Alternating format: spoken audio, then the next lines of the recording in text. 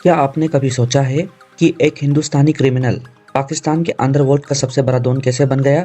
एक ऐसा एजेंट जिसे दुश्मन अपना मसीहा मानते थे, लेकिन वो उनकी जड़ काट रहा था।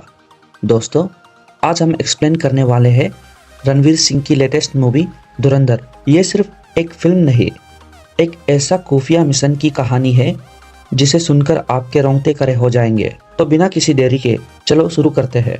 कहानी की शुरुआत होती है उस बदनसीब साल 1999 से, जब कांधार प्लेन हाईजैक ने पूरे हिंदुस्तान को हिलाकर रख दिया था। आईबी के हेड अजय सान्याल के लिए ये सिर्फ एक हार नहीं थी, बल्कि एक ऐसा जख्म था जो उन्हें चैन से सोने नहीं देता था।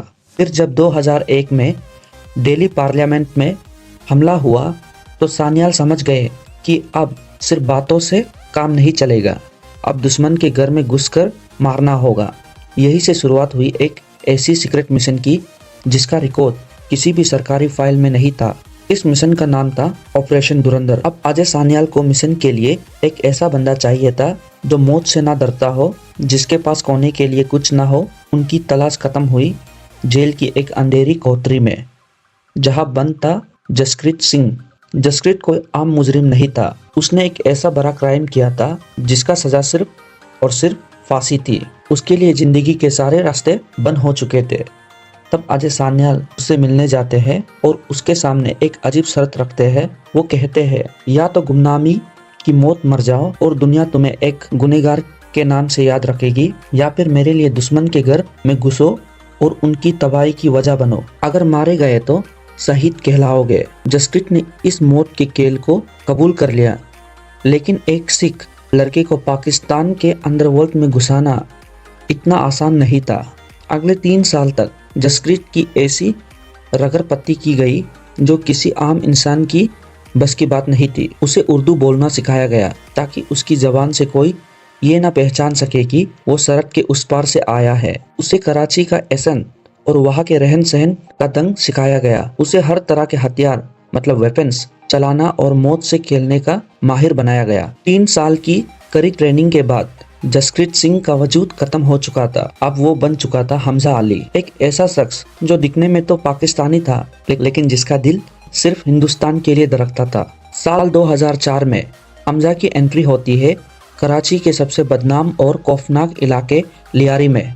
ये कराची का वो हिस्सा था जहाँ कानून का नहीं बल्कि सिर्फ बारूद और गोलियों का राज था।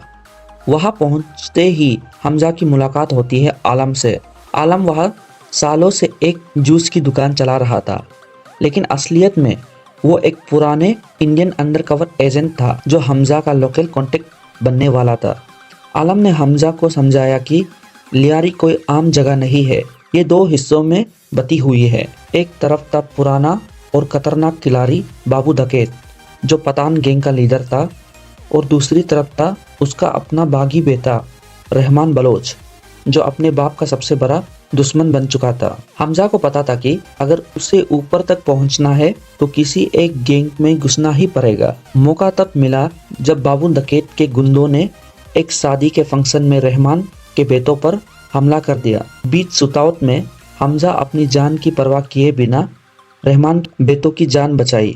बस फिर क्या था, रहमान बलोच की नज़र में हमजा एक फरिश्ता बन गया और उसने हमजा को अपनी गैंग का सबसे खास आदमी बना लिया। हमजा ने यहाँ अपने दिमाग का असली खेल शुरू किया। उसने रहमान के दिल में अपने बाप के खिलाफ नफरत को और बढ़ाया। हमजा ने रहमान को उकसाया और उसका कान में जहर घोला कि जब तक बाबू डकैत जिंदा है तब तक लियारी में रहमान बलोच का नाम कभी बड़ा नहीं हो पाएगा। अगर बादशाह बनना है, पुराने बादशाह को हटाना ही होगा। हमजा की बातों में आकर रहमान ने वही किया जो हमजा चाहता था। एक खूनी गैंग वॉर के बाद रहमान ने अपने ही बाबू डकैत को रास्ते से हटा दिया। अब लियारी पर सिर्फ रहमान हुकूमत थी और उसके दिमाग का कंट्रोल हमजा यानी हमारे जसप्रीत सिंह के हाथ में था। हमजा अब सिर्फ एक शूटर नहीं बल्कि रहमान का सबसे बड़ा राज बन चुका था। रहमान बलोच के करीब आते ही हमजा को एक ऐसी सच्चाई पता चलती है जो लियारी की गैंग वॉर से कहीं ज्यादा बड़ी और खतरनाक थी। उसे समझ आ गया कि रहमान तो सिर्फ एक मोहरा है, असली खेल तो आईएसआई का मेजर इकबाल खेल रहा है। मेजर इकबाल रहमान का इस्तेमाल कर रहा था, सरहद पार हथियार और बारूद बेचने के लिए। हमजा ने अपनी आंखों से देखा कि कैसे मासूम लड़कों का ब्रेन वॉश करके उन्हें मौत का सामान बनाया जा रहा था। उसे ये भी पता चलता है कि कनानी ब्रदर्स के जरिए इंडिया की इकोनॉमी तबाह करने के लिए नकली नोट्स का कारोबार भी चल रहा था। फिर आता है वो दिन जो जसकृत कभी नहीं भूल सकता। उसने मेजर इकबाल की हर मूव पर नजर रखी थी और इंडिया खबर भेजी थी कि एक बड़ा हमला होने वाला है, लेकिन ISI बहुत चालाक थी। उन्होंने आखिरी वक्त पर अटैक की डेट और प्लान बदल दिया। 26 नवंबर 2008 को जब मुंबई के सड़कों पर खून बह रहा था तो जसकृत कराची में बेटा तड़प रहा था। वो वहाँ मौजूद था, उसके पास हथियार थे, लेकिन वो मजबूर था क्योंकि अगर वो उस वक्त कुछ करता तो उसका मिशन वही खत्म हो जाता। उसने उसी रात बिखरे हुए कांच के टुकड़ों पर चलकर कसम खाई कि वो इस पूरी सिस्टम को अंदर से दिमाग की तरह खत्म कर देगा। वक्त गुजरा और 2009 में रहमान बलोच ने अपनी सियासी पार्टी पीपल्स अमन कमेटी बना ली। रहमान अब सिर्फ एक गैंगस्टर नहीं, नेता बनना चाहता था, लेकिन इससे पुराने नेता जैसे जमील जमीली इनसिक्योर हो गया। हमजा ने यहाँ अपना सबसे बड़ा दाव खेला। उसने जमील जमीली की बेटी यलीना के साथ रिश्ता जोड़ा।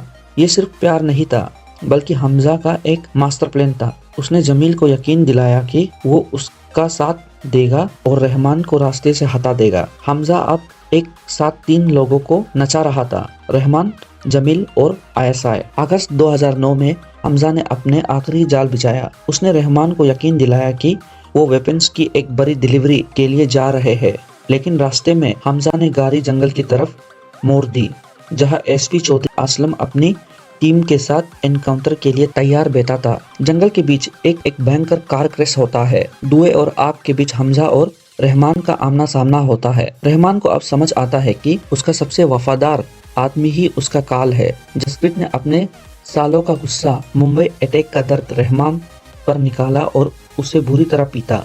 आखिर में SP असलम ने रहमान के गले पर गोली मारी और लियारी के इस डॉन का किस्सा हमेशा के लिए खत्म कर दिया। रहमान बलोच के मरने के बाद पूरे पाकिस्तान में ये खबर आग की तरह फैल गई कि हमजा ने अपने बॉस को बचाने के लिए अपनी जान लड़ा दी थी। दुनिया की नजरों में हमजा एक वफादार हीरो बन चुका था, लेकिन हकीकत तो सिर्फ हमजा यानी हमारे जसकृत सिंह को पता थी।